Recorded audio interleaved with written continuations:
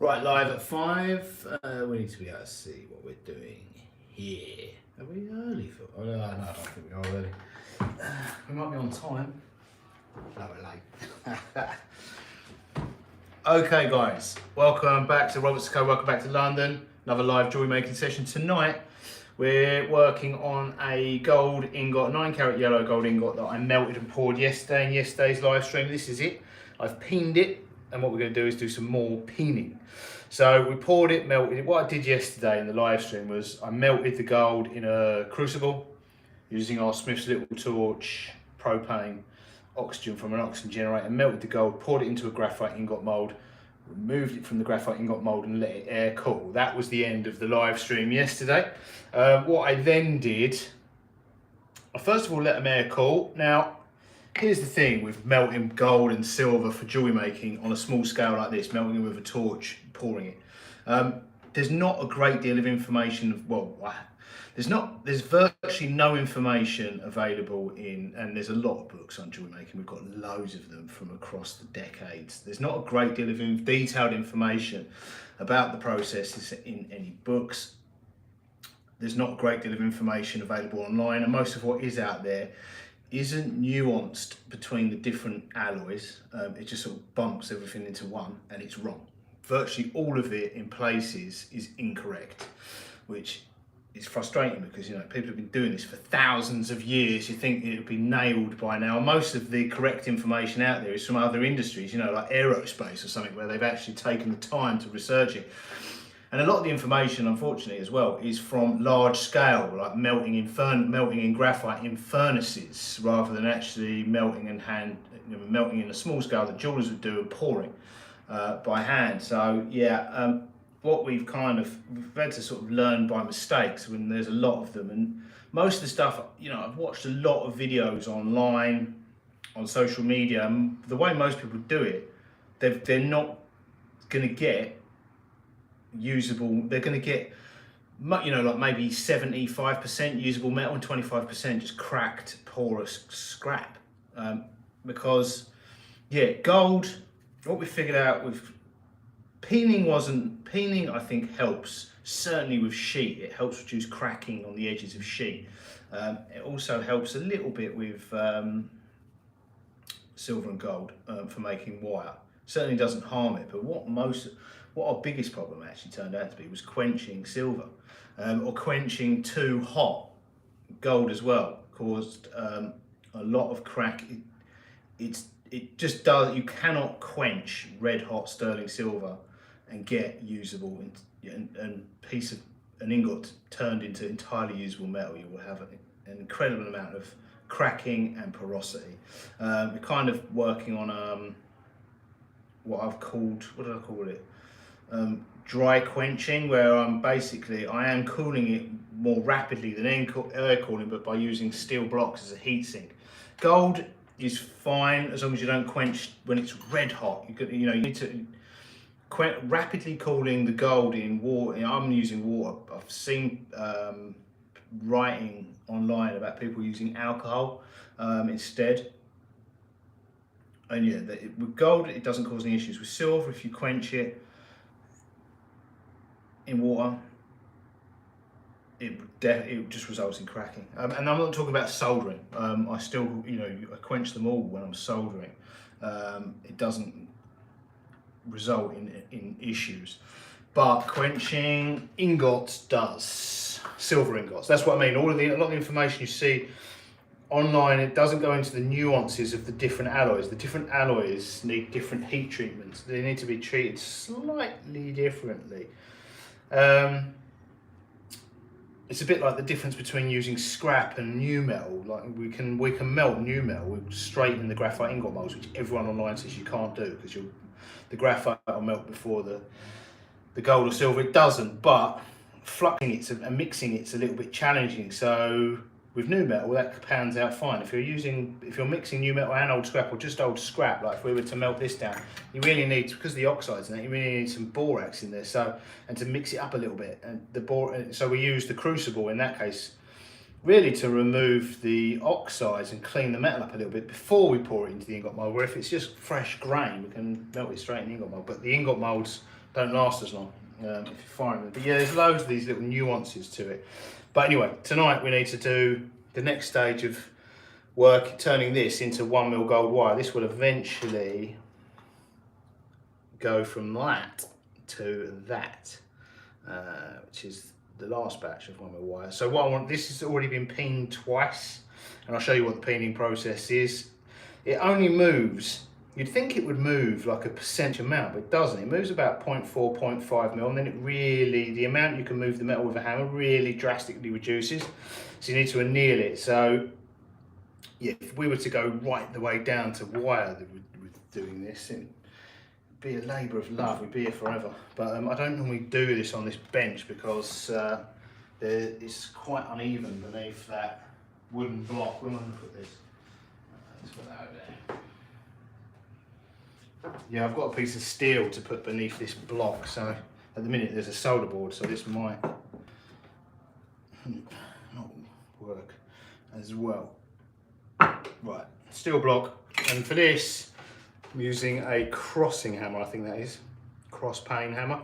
It's just a load of little light blows, and I'll do each side. And what this is doing is just preparing the ingot for the next stage, which is rolling.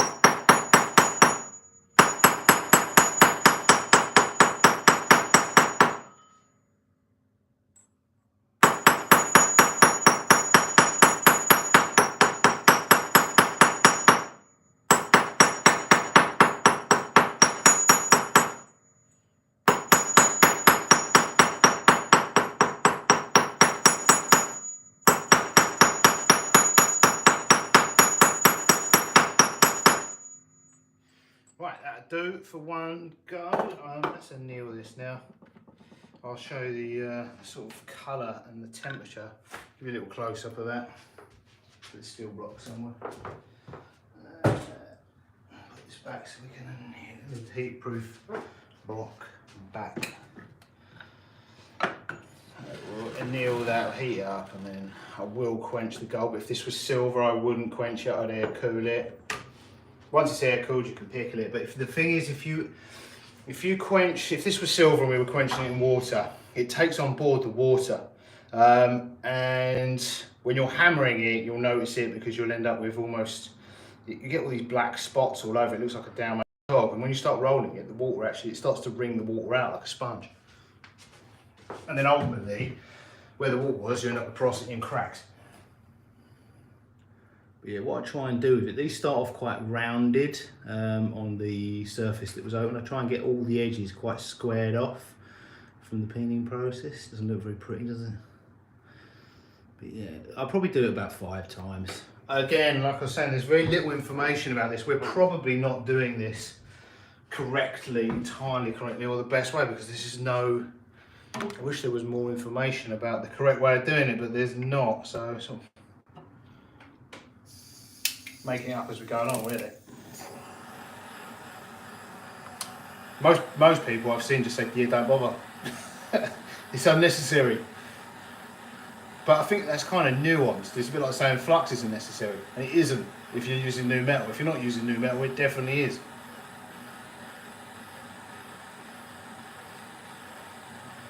And again, I'm not entirely sure whether it is entirely essential on all the different alloys, but so we're just sort of playing it safe and doing it with all the alloys.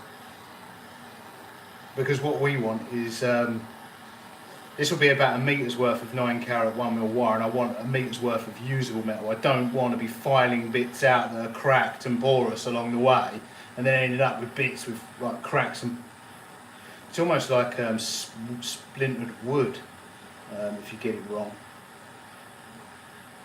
But yeah, I've live streamed this a number of times. We do. If it's looking like it's not going to be, we're not going to get a whole meter of usable metal, I'll just remelt it. Because obviously something's gone wrong. Well, now what I've discovered as well is with silver, you just need to quickly get it up to temperature and then kind of rapidly cool it down. You don't need to hold it, or what's called heat soaking. With gold, it benefits apparently from heat soaking, so getting it up to annealing temperature where it's softening, relaxing in the heat, and then hold it there for a little while. Just there are actually times for doing this in a furnace, but there isn't for torch firing. We will hold it there for a bit. There's also ways of heat treating gold and silver like this, like to harden it. So if you get this wrong, you end up with rock hard, brittle metal.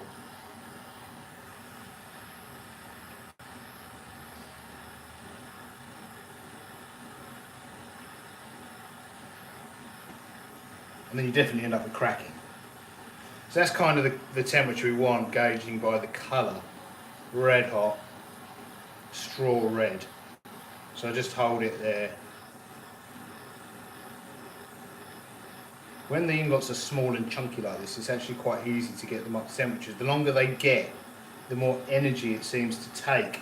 I think it's just the amount of heat that dissipates into the blocks below. But yeah, as they get longer and thinner, you think being effectively the same amount of metal, in theory, you think they would take about the same time and the same amount of energy, but they don't. Same amount of metal, but the bigger it gets, the more energy and time it takes to do this. So as you can see, that is, well, I'm hoping you can see, that is red hot. So what I'll let that do before I quench it is I'll let the heat subside a little bit. I mean, you can even knock it to one side so the block will take some of the residual heat out, but I try not to quench it while it's still red hot, just in case we get some of the issues we get with silver, because this isn't pure gold, it's alloyed with silver and copper. It's 9 carat, so there will be some silver and copper in there. But yeah, that's now no longer red hot, but we still want to cool it rapidly. What I do with the silver at this point is I then stick it actually on the large steel block, or on one of these steel blocks, which then really drains these blocks drain the temperature out of it much more quickly. All that's happening here is the heat's actually been reflected back into it. So this will still sizzle and boil in the water, as you can see. And that's it. Boom. That can now go in the pickle. And once that's cleaned, the oxide from the heat, do that process again. We'll do that about probably between 5 and 7 times, just to get the edges squared. And then the next stage, rolling mill. Right, see you next time. Toodles.